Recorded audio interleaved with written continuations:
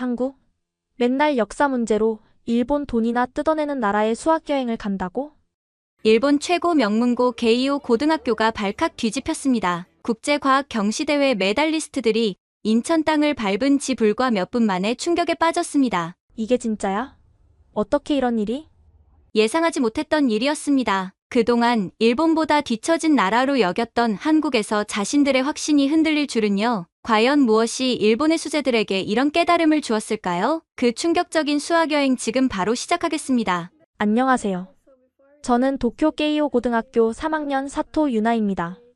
전교 1등이고 학생회장이며 도쿄대 법학부 진학이 확정된 소위 엘리트라고 불리는 학생이었죠. 아니, 적어도 한국에 오기 전까지는 그렇게 믿었습니다. 2025년 5월 첫째 주, 저희 학교 교환학생 프로그램 참가자 12명이 동아시아 청소년 교류 프로그램으로 한국을 방문하게 되었습니다. 솔직히 말씀드리면 저희는 별로 기대하지 않았어요. 한국이라 뭐 볼 게 있겠어? 제 룸메이트 켄지가 나리타 공항에서 투덜거렸습니다. 그냥 김치 공장이나 구경하고 오는 거 아니야? 같은 반 친구 미카도 코웃음을 쳤죠. 저도 비슷한 생각이었습니다. 일본은 아시아의 선진국이고 한국은 그저 우리를 따라오는 나라. K-팝이나 드라마로 돈 좀 벌고 있지만 진짜 실력은 일본이 훨씬 위라고 생각했거든요. 비행기로 2시간 반. 인천공항에 도착했을 때까지도 저희는 여전히 오만했습니다. 그런데 이게 뭐야? 비행기에서 내려 공항 내부로 들어서는 순간 저는 말문이 막혔습니다. 천장이 하늘처럼 높고 끝이 보이지 않을 정도로 넓은 공간. 거대한 유리창으로 쏟아지는 자연광. 마치 미래 도시에 온 것 같은 느낌이었어요. 유나, 저기 봐. 미카가 손가락으로 가리켰습니다. 거대한 디지털 스크린에서 실시간으로 항공기 정보가 업데이트되고 있었는데 그 규모와 선명도가 도쿄 하네다 공항과는 차원이 달랐습니다. 더 놀라운 건 그 다음이었어요. 입국 심사를 기다리는데 안내 로봇이 다가왔습니다. 그런데 이 로봇이 일본어로 말을 거는 거예요. 안녕하세요. 일본에서 오신 손님들이시군요. 입국 심사는 이쪽으로 가시면 됩니다. 자동 심사대를 이용하시면 5분 이내에 통과 가능합니다. 완벽한 일본어 발음이었습니다. 저희는 서로 얼굴을 마주 봤어요. 로봇이 일본어를 해? 켄지가 믿을 수 없다는 표정이었죠. 자동 입국 심사대에 도착해서 더 충격받았습니다. 얼굴 인식과 지문 인식이 동시에 이루어지는데 정말 30초도 안 걸렸어요. 일본에서는 보통 5분에서 10분은 기다려야 하는데 다음 분 들어오세요. 한국어 안내 음성과 함께 일본어 자막이 완벽하게 표시되었습니다. 수암을 찾는 곳으로 가는 길도 압권이었어요. 움직이는 보도 위의 선이 주변 벽면에서 환영 영상이 재생되기 시작했습니다. 한국의 사계절, 주요 관광지, 전통문화가 마치 우리와 함께 움직이는 것처럼 펼쳐졌어요. 이거 진짜야? 미카가 넋을 잃고 바라봤습니다. 그때였어요. 수화물 벨트 근처에서 한국 학생들이 저희를 기다리고 있었습니다. 그들이 든 환영 플래카드를 보고 저는 다시 한번 충격을 받았죠. 플래카드에는 한국어, 영어, 그리고 완벽한 일본어로 환영 문구가 적혀 있었습니다. 그것도 단순한 번역이 아니라 일본의 정서를 이해한 문구였어요. 게이오 고등학교 여러분, 머나먼 곳에서 오시느라 수고 많으셨습니다. 이 문구는 일본에서 손님을 맞을 때 쓰는 전통적인 인사말이었거든요. 안녕하세요. 저는 서울과학고 3학년 김민준입니다. 리더로 보이는 한국 학생이 다가와 깊게 인사했습니다. 그리고 이어진 말에 저희는 모두 얼어붙었어요. 일본어로 말씀드려도 될까요? 저희 모두 일본어를 구사할 수 있습니다. 그 학생의 일본어는 도쿄 토박이인 저보다 더 정확했습니다. 경어 사용도 완벽했고 발음도 자연스러웠어요. 저는 교환학생으로 오사카에서 1년 살았어요. 일본 친구들을 많이 만났죠. 김민준 학생이 미소 지으며 말했습니다. 다른 한국 학생들도 하나둘씩 자기소개를 했는데 놀랍게도 대부분이 일본어를 할 수 있었습니다. 어떤 학생은 중국어와 영어까지 하더군요. 저희가 짐 운반 도와드릴게요. 한국 학생들이 자연스럽게 저희 짐을 들어주려 했습니다. 일본에서는 상상도 못할 일이었어요. 처음 만난 사람의 짐을 들어주다니. 공항 밖으로 나가는 길, 저는 계속 주변을 둘러봤습니다. 모든 안내 표지판에 한국어, 영어, 중국어, 일본어가 병기되어 있었고 곳곳에 도우미들이 대기하고 있었어요.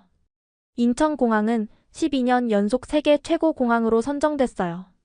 김민준 학생이 자랑스럽게 설명했습니다. 저는 속으로 인정할 수밖에 없었습니다. 나리타나 하네다보다 훨씬 앞서 있다고. 버스 탑승장으로 가면서 마지막 충격을 받았습니다.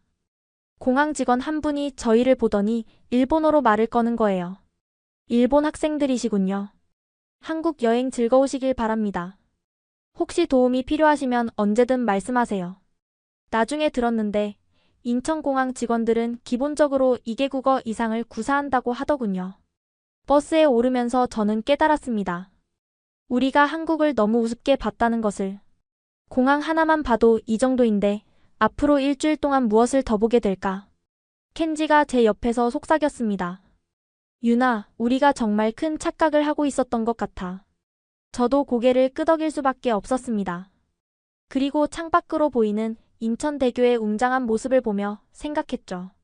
이제 시작일 뿐인데 벌써 이렇게 압도당하다니. 서울로 향하는 버스 안에서 저희는 계속 놀라움을 감추지 못했습니다. 고속도로 톨게이트를 지나는데 버스가 멈추지 않고 그대로 통과하는 거예요. 하이패스라는 시스템이에요. 모든 차량이 자동으로 요금을 낼 수 있죠. 김민준 학생이 설명했습니다. 일본에도 ETC가 있지만 한국처럼 완전히 보편화되지는 않았거든요. 그런데 더 놀라운 건 그 다음이었습니다. 저기 보이는 전광판 보세요. 민준 학생이 가리켰어요. 고속도로 위 전광판에 실시간 교통정보가 표시되고 있었는데 강남까지 28분, 명동까지 32분 이런 식으로 정확한 도착 예정 시간이 나오는 거예요. 이게 어떻게 가능해요? 미카가 물었습니다. 모든 도로에 센서가 설치되어 있고 빅데이터로 분석해서 예측하는 거예요. 구글맵보다 정확하다고 하더라고요. 서울 시내에 들어서자 더 큰 충격이 기다리고 있었습니다. 거리의 모든 버스 정류장에 디지털 안내판이 있었고 버스 도착 시간이 실시간으로 표시되고 있었어요. 3분 후 도착. 정말 3분 만에 올까? 켄지가 의심스럽게 봤지만 정확히 3분 후 버스가 도착했습니다. 숙소인 명동의 호텔에 도착했을 때 프런트 직원이 태블릿을 들고 나왔습니다. 체크인은 여기서 하시면 됩니다. 여권만 스캔하시면 자동으로 처리돼요. 1분도 안 걸려서 체크인이 끝났습니다. 룸키도 플라스틱 카드가 아니라 모바일 키였어요. 핸드폰에 앱을 다운받으시면 됩니다. 엘리베이터도 자동으로 호출되고 해당 층만 누를 수 있게 설정됩니다. 저녁 식사를 위해 식당에 갔는데 또 충격을 받았습니다. 메뉴판이 없었어요. 대신 테이블에 있는 QR코드를 스캔하니 핸드폰에 메뉴가 떴습니다. 일본어로요. 언어 선택이 가능해요? 제가 놀라서 물었습니다. 네, 한국의 대부분 식당이 이런 시스템을 쓰고 있어요. 팬데믹 이후로 완전히 정착됐죠. 한국 학생이 대답했습니다. 주문도 핸드폰으로, 결제도 핸드폰으로. 현금은커녕 카드도 꺼낼 필요가 없었습니다. 다음 날 아침 한국 고등학교를 방문했을 때 진짜 충격이 시작됐습니다. 서울과학 고등학교. 교문에 들어서자마자 학생 한 명이 전자학생증을 찍고 들어가는데 동시에 부모님께 등교 완료 메시지가 간다고 하더군요. 안전관리 시스템이에요. 학부모님들이 안심하시거든요. 교실에 들어가니 칠판이 없었습니다. 대신 벽면 전체가 거대한 터치스크린이었어요. 오늘은 여러분과 함께 수업을 들어보겠습니다. 민준 학생이 안내했어요. 수학 시간이었는데 선생님이 스크린에 문제를 쓰자 학생들이 각자 태블릿에 풀이를 시작했습니다. 그런데 놀라운 건 선생님 화면에 모든 학생의 풀이 과정이 실시간으로 보인다는 거였어요. 아, 수진이가 여기서 실수했네. 다시 한번 확인해 볼까? 선생님이 학생 이름을 부르며 바로 피드백을 주는 모습이 인상적이었습니다. 쉬는 시간에 화장실에 갔는데 여기서도 충격을 받았습니다. 화장실 입구에 디지털 표지판이 있어서 어느 칸이 비어있는지 보이는 거예요. 그리고 각 칸마다 비상벨이 있었고요. 여학생들 안전을 위해서예요. 비상시 바로 경비실과 연결됩니다. 점심시간 급식실도 첨단 시스템이었습니다. 학생증을 태그하면 알레르기 정보가 뜨고 먹으면 안 되는 메뉴를 알려줍니다. 저는 땅콩 알레르기가 있는데 오늘 메뉴에 땅콩이 들어간 게 있어서 대체 메뉴를 받았어요. 한 한국 학생이 설명했습니다. 오후에는 코딩 수업을 참관했는데 고등학생들이 인공지능 프로그램을 만들고 있었습니다. 이건 이미지 인식 프로그램이에요. 쓰레기를 자동 분류하는 앱을 만들고 있어요. 켄지가 작게 중얼거렸습니다. 우리 학교에서는 아직도 베이직 프로그래밍 배우는데 방과 후 민준 학생이 저희를 편의점에 데려갔습니다. 한국의 일상을 보여드리고 싶어요. 편의점 문이 자동으로 열리고 입구에서 체온이 측정됐습니다. 물건을 고르고 무인 계산대로 갔는데 바구니를 올려놓으니 자동으로 계산이 됐어요. RFID 태그가 붙어 있어서 자동 인식돼요. 결제는 얼굴 인식으로. 마스크를 쓰고 있어도 인식이 됐습니다. 호텔로 돌아오는 지하철에서도 놀랐습니다. 모든 역사에 스크린도어가 있고 열차 도착 시간이 초 단위로 정확했어요. 와이파이는 당연히 터지고 심지어 충전 포트까지 있었습니다. 그날 밤 저는 일기를 쓰면서 생각했습니다. 일본이 기술 강국이라고 자부했는데 한국은 이미 그 기술을 일상 곳곳에 적용하고 있었다. 우리는 기술을 개발하는 데 그쳤지만 한국은 그것을 모든 사람의 삶을 편리하게 만드는 데 사용하고 있었다. 미카가 제게 말했어요. 유나, 우리 완전히 뒤처진 것 같아. 저는 대답할 수 없었습니다. 부정할 수 없는 현실이었으니까요. 셋째 날 한일 학생 공동 프로젝트가 시작됐습니다. 주제는 아시아의 미래를 위한 청소년 제안. 저는 자신이 있었어요. 토론과 발표는 제 특기였고 전국 토론 대회에서도 여러 번 우승했으니까요. 5명씩 4팀으로 나뉘었고 각 팀에는 한국 학생과 일본 학생이 섞여 있었습니다. 저희 팀의 한국 측 리더는 이서연이라는 여학생이었어요. 먼저 브레인스토밍부터 시작할까요? 서연 학생이 노트북을 열며 말했습니다. 그런데 화면을 보고 깜짝 놀랐어요. 실시간 공동 작업이 가능한 프로그램에 이미 기본 틀이 짜여 있었거든요. 어젯밤에 미리 준비해봤어요. 물론 다 같이 수정하면서 진행하면 돼요. 켄지가 작게 중얼거렸습니다. 벌써 준비를 했다고? 더 놀라운 건 한국 학생들의 지식 범위였습니다. 서연 학생이 말하기 시작했어요. 아시아의 미래를 논하려면 먼저 현재 상황을 정확히 파악해야겠죠. 중국의 1대1로 아세안의 경제통합, 인도의 부상, 그리고 한중일의 역할. 유창하게 설명하는데 구체적인 숫자와 데이터까지 줄줄 외우고 있었습니다. 작년 아세안의 GDP 성장률은 5.3%였고 향후 예상 성장률은 저는 당황했어요. 일본 최고의 명문 고생인 저도 그런 구체적인 수치는 몰랐거든요. 어떻게 그런 걸 다 알아요? 제가 물었습니다. 저희는 1학년 때부터 글로벌 이슈 수업을 들어요. 매주 국제 뉴스를 분석하고 토론하거든요. 다른 한국 학생이 덧붙였습니다. 그리고 저희는 영어 뉴스도 매일 읽어요. BBC, CNN, 블룸버그. 본격적인 토론이 시작됐을 때 저는 더 큰 충격을 받았습니다. 한국 학생들은 단순히 지식만 많은 게 아니었어요. 비판적 사고력, 창의적 해결책 제시 능력이 뛰어났습니다. 고령화 문제를 해결하려면 단순히 출산율을 높이는 것보다 AI와 로봇을 활용한 새로운 사회 시스템을 만들어야 해요. 한 학생이 제안했습니다. 맞아요. 그리고 국경을 넘어선 청년 교류 프로그램을 확대해서 아시아 전체를 하나의 생활권으로 만들 수도 있고요. 저희 일본 학생들은 거의 말을 못하고 있었습니다.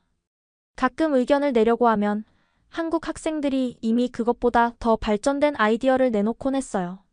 일본은 기술력이 뛰어나잖아요. 그 기술을 아시아 전체와 공유하면 어떨까요? 서연 학생이 저희를 배려하며 물었습니다. 하지만 그것조차 저희에게는 부담이었어요.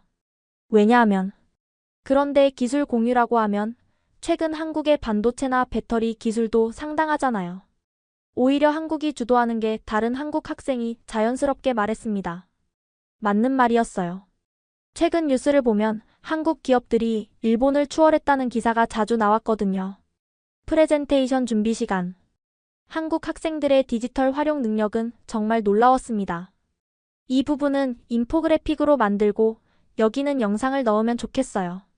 10분 만에 전문가 수준의 프레젠테이션 자료가 만들어졌습니다. 애니메이션, 차트, 영상까지 완벽했죠. 이런 건 어디서 배웠어요? 미카가 물었습니다. 중학교 때부터 디지털 리터러시 수업이 필수예요. 파워포인트는 기본이고 영상 편집, 3D 모델링까지 배워요. 드디어 발표 시간. 네 팀이 차례로 발표했는데 한국 학생들이 주도한 팀들의 수준은 압도적이었습니다. 특히 인상 깊었던 건 마지막 팀의 발표였어요.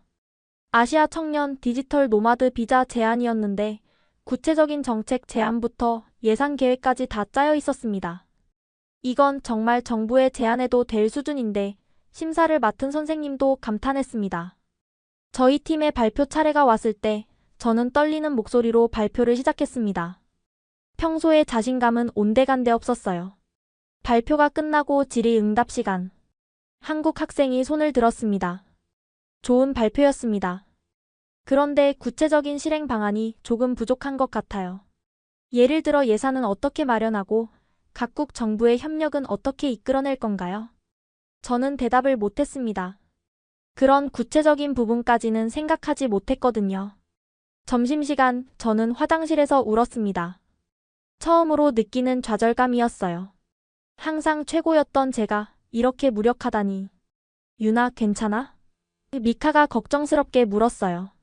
미카, 우리가 정말 우물 안개구리였구나. 일본 안에서만 최고였을 뿐이야.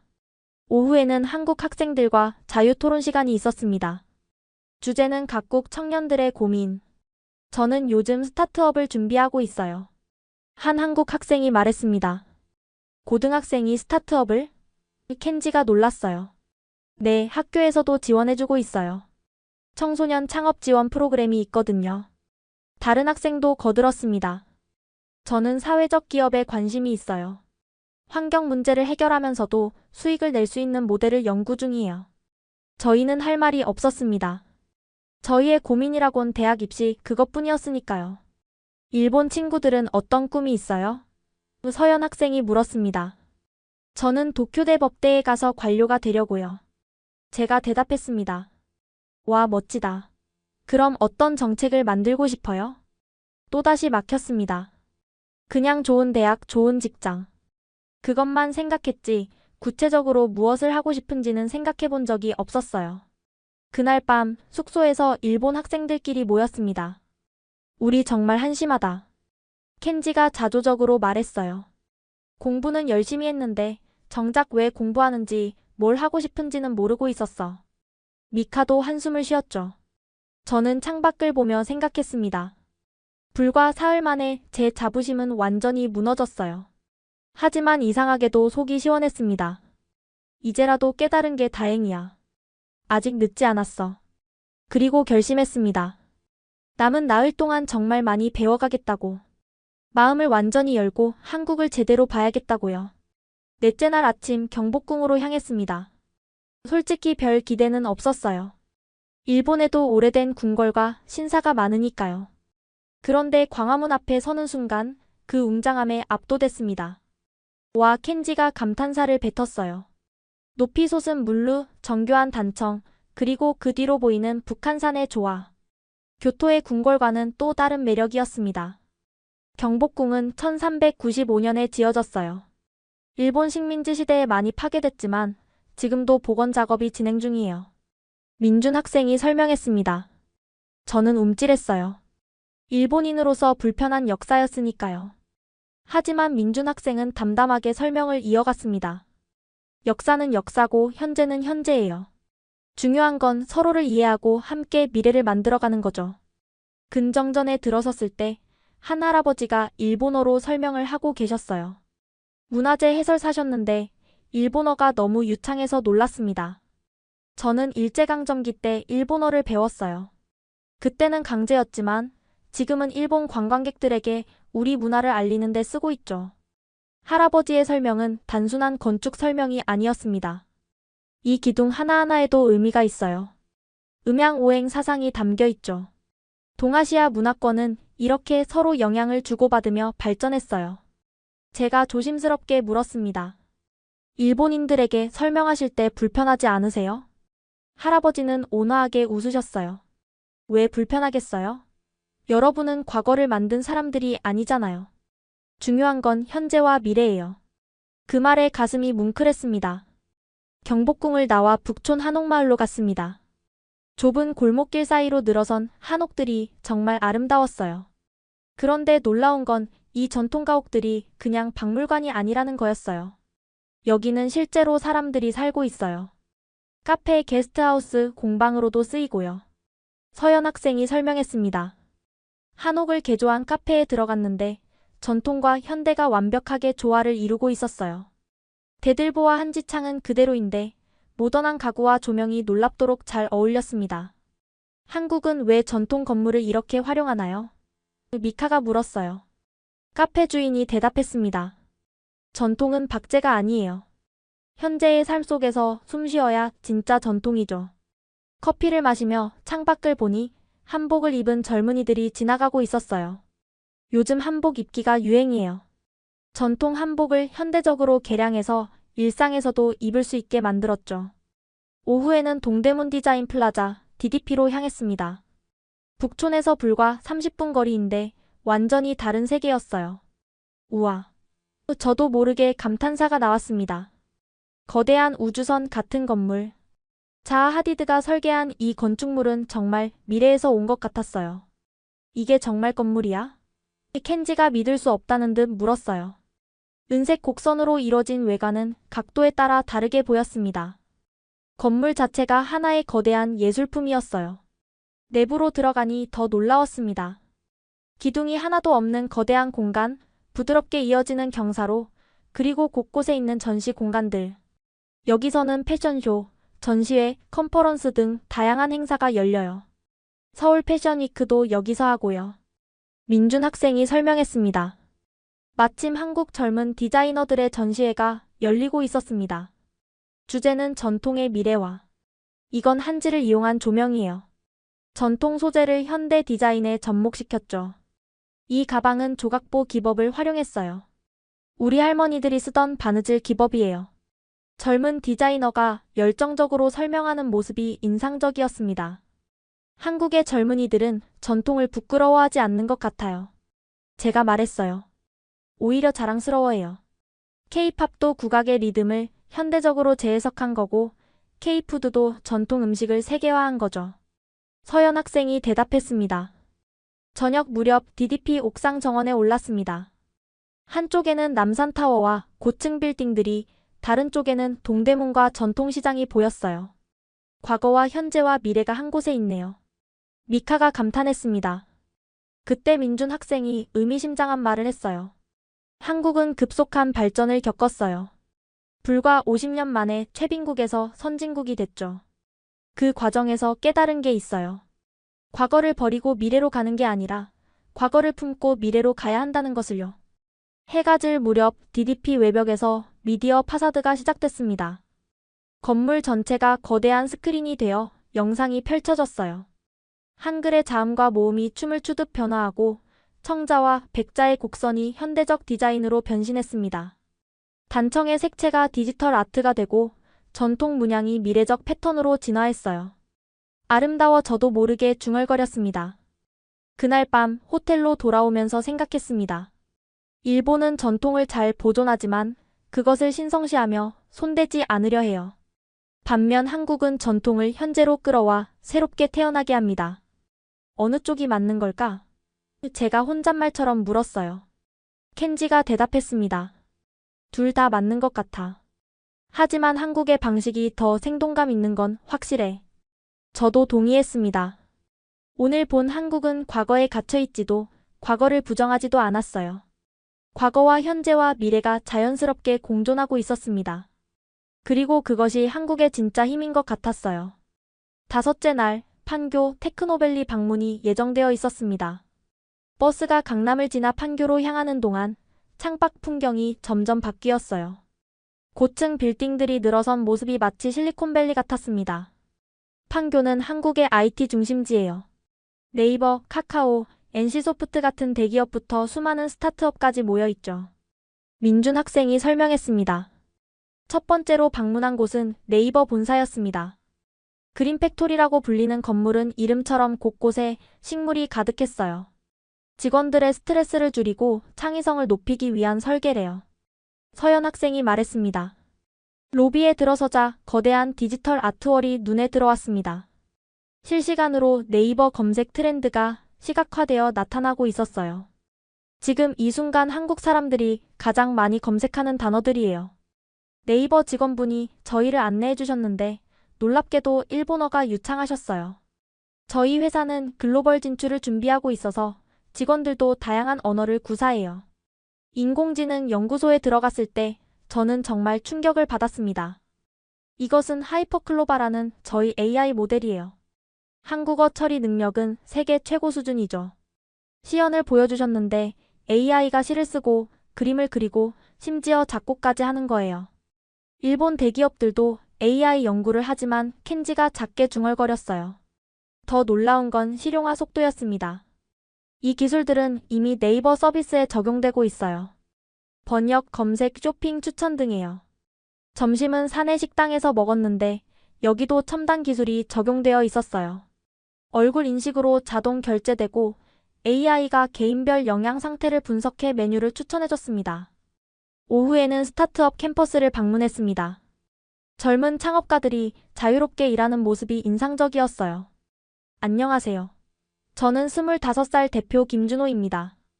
청바지에 티셔츠 차림의 청년이 밝게 인사했어요. 저희는 가상현실 교육 플랫폼을 만들고 있어요. VR 기기를 쓰면 고대 로마나 조선시대를 직접 체험할 수 있죠. 시연을 해봤는데 정말 놀라웠어요. VR 기기를 쓰니 갑자기 조선시대 한양거리에 서 있는 것 같았습니다. 와, 이거 진짜 같아. 미카가 감탄했어요.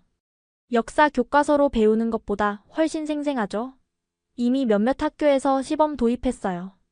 다른 스타트업도 방문했는데 여기는 의료 AI를 개발하고 있었습니다. 엑스레이 사진을 분석해서 암을 조기 진단하는 AI예요. 정확도가 98%가 넘어요. 의사보다 더 정확한가요? 제가 물었어요. 의사를 대체하는 게 아니라 돕는 거예요.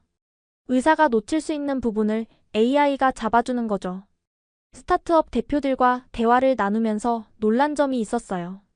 모두가 단순히 돈을 벌기 위해서가 아니라 사회 문제를 해결하겠다는 사명감을 갖고 있었다는 거예요. 한국은 고령화가 심각해요. 그래서 노인분들을 위한 기술을 개발하고 있어요. 교육 격차를 해소하고 싶어요. AI로 모든 학생이 평등한 교육을 받을 수 있게요.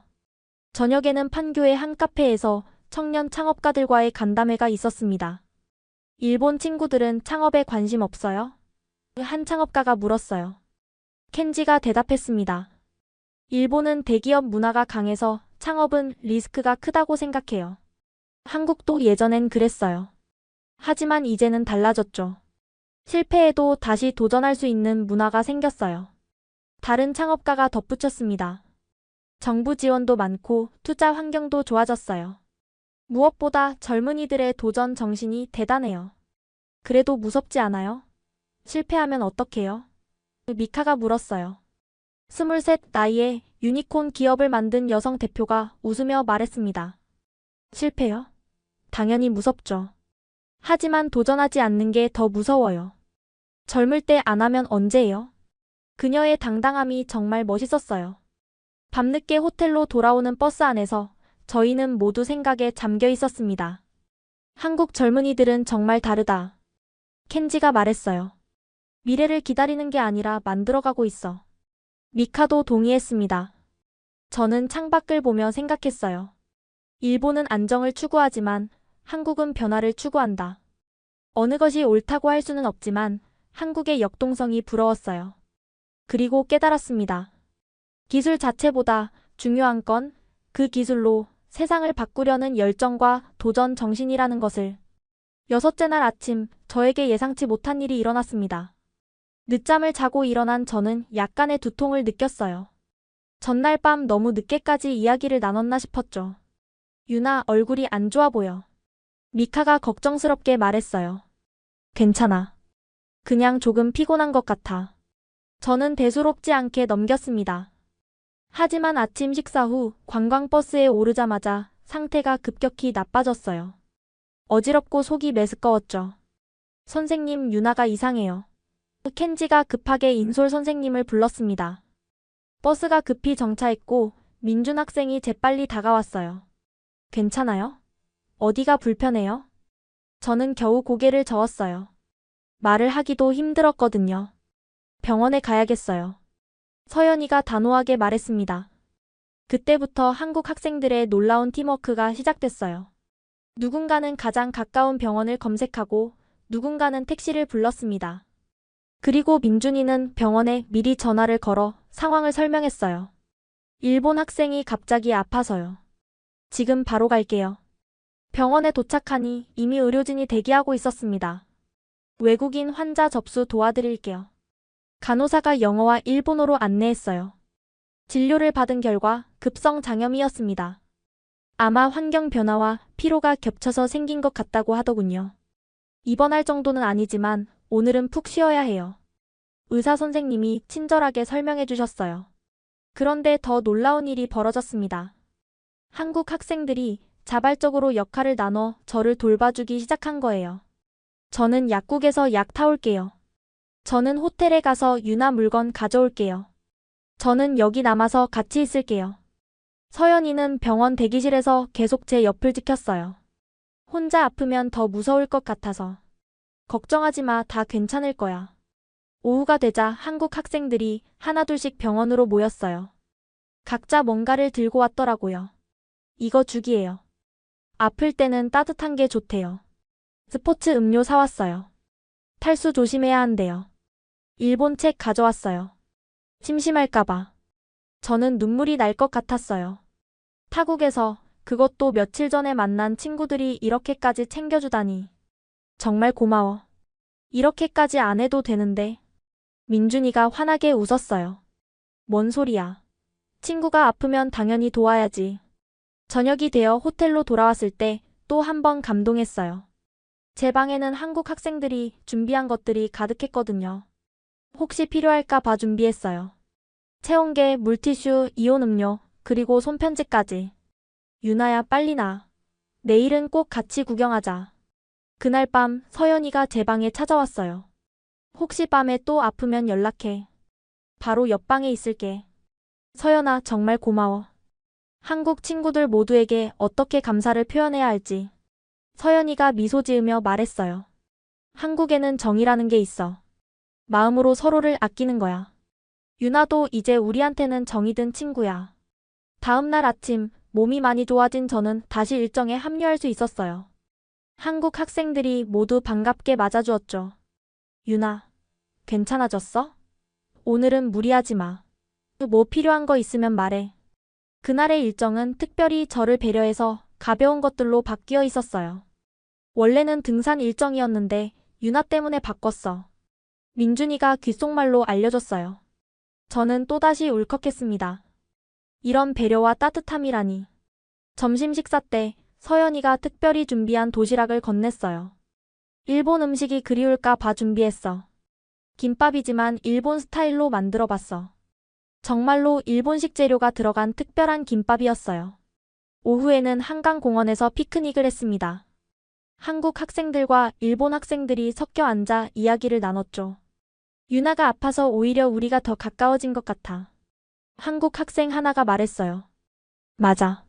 어려울 때 서로 도우면서 진짜 친구가 되는 거야. 다른 학생이 맞장구 쳤죠. 켄지가 진지하게 말했어요. 한국의 정문화 정말 대단한 것 같아. 일본에서는 이런 거 잘 못 봤거든. 일본에도 오모테나시가 있잖아요. 서연이가 말했어요. 그건 좀 달라. 오모테나시는 예의고 매너인데 정은 마음에서 우러나오는 것 같아. 미카가 설명했어요. 해질 무렵 저는 한국 친구들에게 감사 인사를 했어요. 어제 정말 고마웠어. 평생 잊지 못할 것 같아. 에이, 별거 아니야. 우리가 일본 가서 아프면 유나도 도와줄 거지?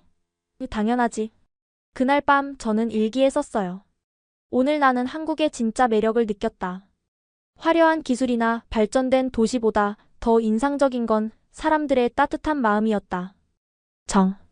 이 한 글자에 담긴 깊은 의미를 이제야 조금 알 것 같다. 한국 친구들아, 정말 고마워. 마지막 날 특별한 일정이 준비되어 있었습니다. 한류 콘텐츠의 제작 현장을 직접 볼 수 있는 기회였어요. 오늘은 한국 문화산업의 뒷면을 보여드릴게요. 민준이가 안내했어요. 첫 번째로 방문한 곳은 드라마 제작 스튜디오였습니다. 마침 인기 드라마 촬영이 한창이었어요. 와, 실제로 보니까 규모가 어마어마하네. 켄지가 감탄했어요. 세트장의 디테일이 놀라웠어요. 조선시대 궁궐을 재현한 세트는 진짜보다 더 진짜 같았죠. 한국 드라마가 세계적으로 인기 있는 이유를 알겠어. 미카가 말했어요. 제작진분이 설명해 주셨어요. 한국 콘텐츠의 강점은 보편적 정서를 다룬다는 거예요. 가족의 우정, 사랑 이런 건 전 세계 공통이잖아요. 다음은 하이브 본사 방문이었습니다. 방탄소년단의 소속사죠. 건물에 들어서자마자 압도당했어요. 벽면 가득한 상장들, 세계 투어 포스터들. 방탄소년단이 빌보드 1위를 하고 유엔에서 연설하고 정말 대단해요. 제가 말했어요. K-팝은 단순한 음악이 아니에요. 문화운동이죠. 하이브 직원분이 설명했어요. 연습실을 구경했는데 연습생들의 열정이 대단했어요. 하루에 몇 시간씩 연습해요? 켄지가 물었어요. 평균 10시간 이상이요. 춤, 노래, 외국어 공부까지 해야 하거든요. 외국어도요? 글로벌 활동을 위해서는 필수예요. 영어는 기본이고 일본어, 중국어도 배워요. 더 놀라운 건 시스템이었어요. 단순히 가수를 키우는 게 아니라 종합 엔터테이너를 만들고 있었죠. 점심은 강남의 한 카페에서 문화평론가와 함께 했어요. 한류의 성공 비결이 뭘까요? 제가 물었어요. 한국은 작은 시장이에요. 처음부터 세계를 목표로 했죠. 그리고 빨리빨리 문화가 장점이 됐어요. 빨리빨리가 장점이요? 미카가 의아해했어요. 트렌드를 빠르게 캐치하고 바로 콘텐츠로 만들어요. 넷플릭스 오징어 게임도 그렇게 탄생했죠. 오후에는 CJ ENM을 방문했어요. 한국 최대 콘텐츠 기업 중 하나죠. 여기서 뮤직뱅크, M 카운트다운 같은 음악 프로그램을 만들어요. 방송 스튜디오를 둘러봤는데 최첨단 장비들이 가득했어요. 이 정도 시설이면 할리우드랑 비교해도 켄지가 놀랐어요. 실제로 할리우드에서도 한국에 와서 촬영하는 경우가 늘고 있어요. 가장 인상 깊었던 건 콘텐츠 기획실이었어요. 젊은 기획자들이 자유롭게 아이디어를 나누고 있었죠. 저희는 실패를 두려워하지 않아요. 10개 중 하나만 성공해도 되거든요. 그럼 나머지 9개는? 제가 물었어요. 경험이 되죠. 다음 작품을 위한 자산이 돼요. 저녁에는 특별한 경험이 기다리고 있었어요. 작은 공연장에서 인디밴드들의 공연을 봤거든요. 이게 진짜 한국 음악씬이에요. K-팝만이 전부가 아니죠. 서연이가 설명했어요. 록, 재즈, 일렉트로닉 다양한 장르의 음악이 펼쳐졌어요. 일본 음악에서 영향받았다는 밴드도 있어요. 민준이가 귀띔했어요. 정말 그랬어요. 한 밴드가 일본 시티팝 스타일의 곡을 연주했는데 거기에 한국적 정서를 더한 게 신선했어요. 공연이 끝나고 뮤지션들과 대화할 기회가 있었어요. 음악에는 국경이 없어요. 좋은 건 서로 배우고 섞으면 더 좋아지죠. 일본 음악도 많이 듣나요? 미카가 물었어요. 당연하죠. 특히 90년대 J-팝은 정말 대단했어요. 저희도 많이 배웠죠. 마지막 밤이라 아쉬웠지만 정말 뜻깊은 시간이었어요. 호텔로 돌아오면서 생각했어요. 한국의 문화 파워는 단순히 돈을 벌기 위한 산업이 아니었어요. 세계와 소통하려는 열망, 자신들의 이야기를 전하려는 진정성이 있었죠. 일본도 멋진 문화가 많은데 켄지가 아쉬워했어요. 일본 문화도 세계적으로 사랑받고 있어요. 애니메이션, 만화, 게임 민준이가 위로했어요. 맞아. 서로 경쟁할 게 아니라 함께 아시아 문화를 알리면 좋겠어. 서연이가 말했어요. 그날 밤 저는 깨달았어요. 문화의 힘은 총이나 돈보다 강하다는 걸. 그리고 한국은 그 힘을 제대로 활용하고 있다는 걸. 그리고 우리 세대가 함께 한다면 아시아 문화가 세계를 더 아름답게 만들 수 있을 거라는 희망도 생겼어요. 드디어 떠나는 날 아침이 밝았습니다. 일주일이 이렇게 빨리 지나갈 줄은 몰랐어요. 호텔 로비에서 짐을 정리하는데 한국 학생들이 하나둘씩 모이기 시작했어요. 벌써 가는 거야? 서연이가 아쉬워했어요. 시간이 정말 빨리 갔어. 미카도 눈시울이 붉어졌어요. 인천공항으로 가는 버스 안 모두가 조용했어요. 각자 일주일의 기억을 되새기고 있었죠. 유나야, 이거. 서연이가 작은 선물을 건넸어요. 열어보니 한국 전통 매듭으로 만든 팔찌였어요. 우정이 영원하길 바라는 마음으로 준비했어. 저도 준비한 선물을 꺼냈어요. 일본 전통 종이접기로 만든 학 1000마리였죠. 1000마리 학은 소원을 이뤄준대. 우리 우정이 계속되길 바라면서 접었어. 공항에 도착했을 때 놀라운 광경이 펼쳐졌어요. 한국 학생들이 준비한 작은 송별회였죠. 일본 친구들을 위해 준비했어요. 민준이가 기타를 들고 나왔어요. 그들이 부른 노래는 일본 노래 세카이니 히토츠 다케노 하나였어요. 세상에 하나뿐인 꽃이라는 뜻의 이 노래를 한국 학생들이 일본어로 부르는 모습에 저는 눈물을 참을 수 없었어요. 우리 모두가 특별한 꽃이에요. 서로 다르지만 모두 아름답죠. 서연이가 말했어요. 체크인을 하고 출국장으로 들어가기 전 마지막 인사를 나눴어요. 이번 여름에 꼭 일본으로 와. 우리가 최고의 일정을 준비할게. 켄지가 약속했어요. 그리고 우리 단톡방에서 계속 연락하자. 미카가 덧붙였어요. 민준이가 진지하게 말했어요. 우리가 만난 게 정말 의미 있는 일이라고 생각해. 우리 세대가 새로운 한일 관계를 만들어갈 수 있을 거야. 맞아. 과거는 바꿀 수 없지만 미래는 우리가 만들 수 있어. 제가 답했어요. 포옹을 나누며 작별 인사를 했어요. 또 만나자. 꼭이야. 사요나라가 아니라 마타네. 안녕이 아니라 또 만나. 출국 심사를 마치고 돌아보니 한국 친구들이 아직도 손을 흔들고 있었어요. 비행기에 오르면서 저는 생각했어요. 일주일 전 이 공항에 도착했을 때와 지금의 내가 얼마나 달라졌는지. 그때는 오만했고 편견에 가득 차 있었죠. 한국을 우습게 봤고 일본이 최고라고 믿었어요. 하지만 이제는 달라요. 한국의 발전상을 직접 받고 한국인들의 따뜻함을 느꼈어요. 무엇보다 진정한 친구들을 만났죠. 비행기가 이륙하면서 창밖으로 서울이 멀어져 갔어요. 잘 있어, 한국. 저는 속으로 인사했어요. 옆자리에 켄지가 말했어요. 유나, 우리 정말 많이 변한 것 같아.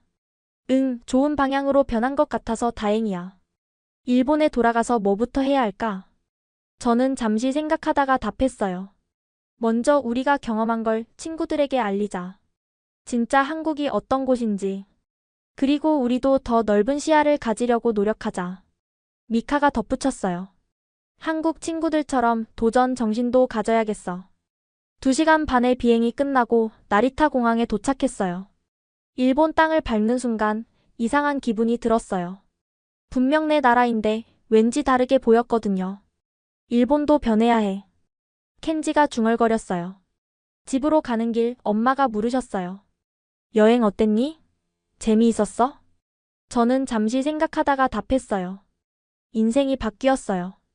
엄마는 놀라셨지만 저는 진심이었어요. 그날 밤 저는 일기를 썼어요. 오늘로 한국 여행이 끝났다. 하지만 이건 끝이 아니라 시작이다. 더 넓은 세상을 보는 눈을 갖게 됐고 소중한 친구들을 만났다. 한국은 더 이상 경쟁 상대가 아니다. 함께 미래를 만들어갈 파트너다. 나는 오늘부터 달라질 것이다. 편견 없이 세상을 보고 적극적으로 도전하며 다른 문화를 존중하는 사람이 될 것이다. 그리고 언젠가는 한국 친구들과 함께 아시아를, 나아가 세계를 더 좋은 곳으로 만들고 싶다. 고마워 한국. 고마워 친구들. 우리의 우정과 꿈이 영원하기를.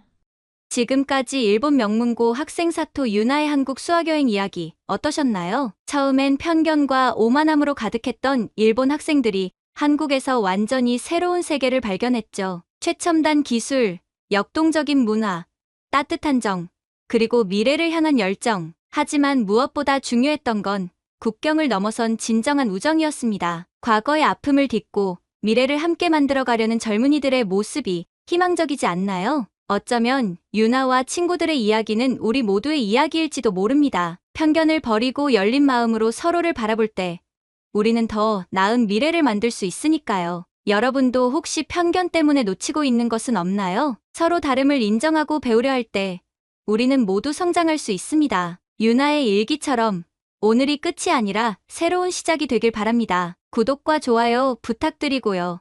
다음에도 마음 따뜻한 이야기로 찾아뵙겠습니다. 지금까지 원더풀 해외 사연이었습니다. 감사합니다.